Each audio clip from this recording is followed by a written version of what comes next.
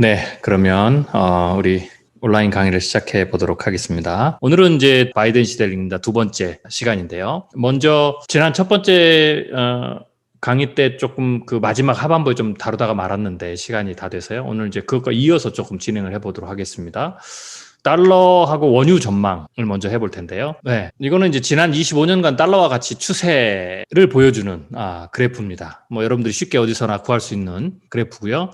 근데 이제 중요한 것은 이제 이런 그래프 속에서 우리가 이제 중요한 하나의 패턴을 찾는 것이 굉장히 중요하죠. 물론 이제 패턴만 가지고 이렇게 보이는 어떤 그래프 혹은 숫자만 가지고 모든 걸 다 해석할 수 없습니다. 그래서 패턴을 찾은 다음에 혹은 일정한 숫자의 어떤 변화들 뭐 이런 것들을 찾은 다음에 그 해에 왜 그런 어떤 모습들이 그래프가 보여졌는지를 또 정성적으로 여러 가지 사건들을 되짚어가면서 그것을 해석을 해야 되겠죠. 그래서 신호와 소음을 구별해야 합니다. 일단 뭐 그걸 가지고 다 설명하면 뭐 사실 달러와 가치에 대해서도 뭐 1시간 이상 강의를 해야 되니까 그렇게는 하긴 힘들고요. 그래서 오늘은 뭐 결론만 간단하게 말씀을 드리겠습니다. 그림을 보시면 뭐 이게 결론입니다. 그러니까 2008년 이후부터 대략 패턴도 사실 이 패턴도 좀 시간이 지나면 바뀝니다. 예, 뭐 한 1, 20년 뭐 이런 주기로 짧게.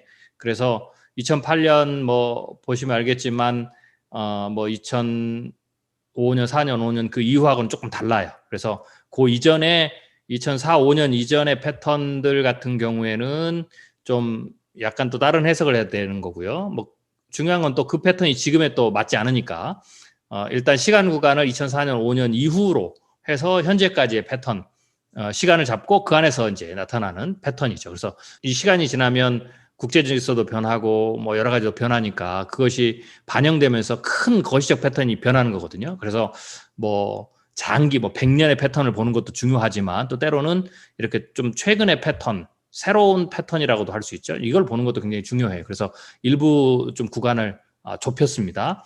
여하튼 그림에서 보듯이 여러분들 2004년, 2005년 이후부터 현재까지 패턴인데요. 보시면 이제 약달러로 가는 게 제가 이제 파란색으로 표시를 해놨죠. 2004년, 5년부터 4번, 그리고 현재가 5번째입니다. 물론 이제 그 약달러로 전환되는 시간, 간격은 좀 차이가 있어요. 그리고 이제 그건 여러 가지 이유가 있지만 중요한 건 오늘은 이제 그 부분도 조금 생략을 하고요. 오늘은 그 기간, 그 패턴이 시작이 되면, 그러니까 약달러 추세가 되면 어느 정도 가는지만 좀 포커스를 맞춰 볼게요. 그래서 이 그림은 거기에 관한 그림입니다. 보시면 첫 번째가 3년, 두 번째가 1년, 세 번째가 1년, 그리고 네 번째가 1.5년이죠. 그렇게 보면 대체적으로 약달러의 전환이 큰 전환이죠. 큰 전환이 시작이 되면 짧게는 1년, 길게는 한 3년 정도 지속이 됩니다. 그래서 평균으로 하면 보통은 1년에서 1년 반 정도가 가장 많았어요. 그러면 이번에는 어떨까? 이제 이게 중요한 거죠. 이렇게 봤을 때 지금 제가 마지막에 박스로 친 게 최근인데요. 2020년 이후죠.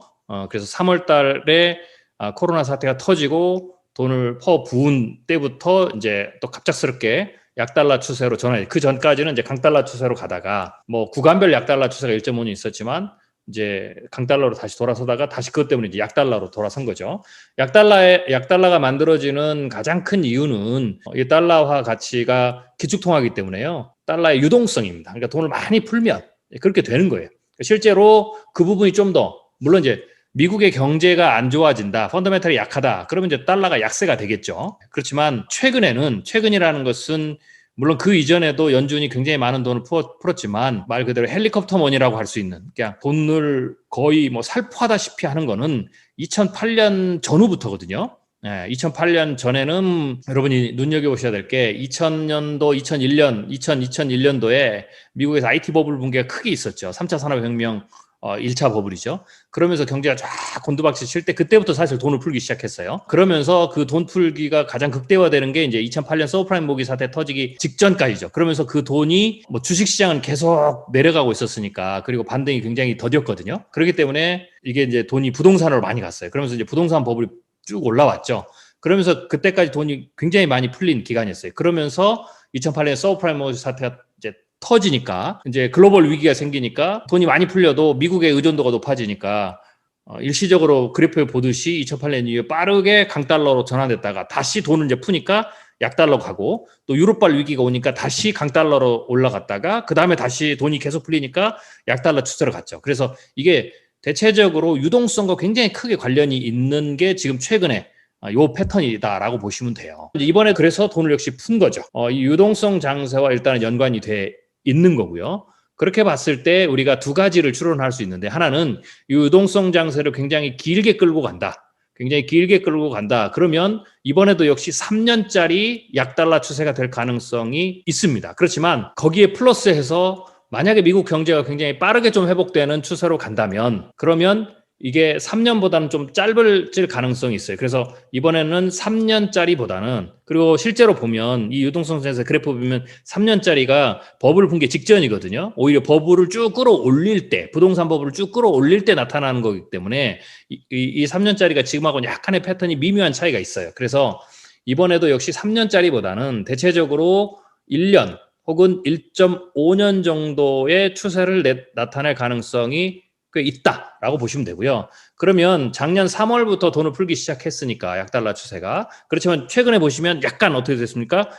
약달러 추세가 바닥을 찍고 전환되는 추세죠. 물론 저게 일시적일 거냐, 그래서 다시 한번 내려갔다가 올라갈 거냐, 아니면 이게 약달러에서 이제 강달러로 추세가 바뀌는 그런 모멘텀이냐, 요건 좀 다르죠. 왜냐하면 앞에 1년, 1.5짜리 보시면 어떤 거는 바로 찍고 올라가는 경우도 있고, 어떤 거는 한번 올라갔다가 다시 약간 떨어졌다가 텀을 두고 다시 이제 그때 올라가는 경우가 있거든요. 그래서 그렇게 봤을 때 이건 좀 지켜봐야 되는 겁니다. 하지만 일단 중요한 거는 이제 이것에 영향을 미치는 것은 그 다음에 경제죠. 돈을 풀고 난 다음에 경제가 얼마나 회복되느냐. 그런데 일단 현재로서는 일단 최소한 아무리 좀 보수적으로 잡아도 앞에 그래프들을 볼 때 1.5년 이상 약달러가 지속될 가능성은 낮다, 이렇게 일단 보는 게 좋습니다. 1.5년. 그렇다고 해서 1년이면 3월이 시작됐으니까 뭐 올해 뭐 3월, 올해 뭐 2월, 뭐 3월 요 언저리까지 해서 곧바로 좀 강달러 추세가 좀 빨라지는 것, 뭐 이것도 생각할 수 있는데, 그거보다는 조금 더 시간을 한두 달 정도는 더 둘 것 같아요. 그렇게 되면 이제 1.5년 추세가 되겠죠. 그래서 그 이후부터는 어쩌든지 간에 앞에 그래프들에서 봤을 때 미국 경제가 회복되면서 달러 추세로 다시 전환되는 그런 그래프로 갈 가능성이 있다라고 일단 보는 게 좋을 것 같습니다. 그래서 그 패턴하고 비슷하게 갈 거다. 이게 이제 기본적인 환율에 대한, 달러 가치에 대한 부분이고요. 일단 그 부분에 대해서 일단 여러분들이 좀 하나 생각을 하셔야 되고,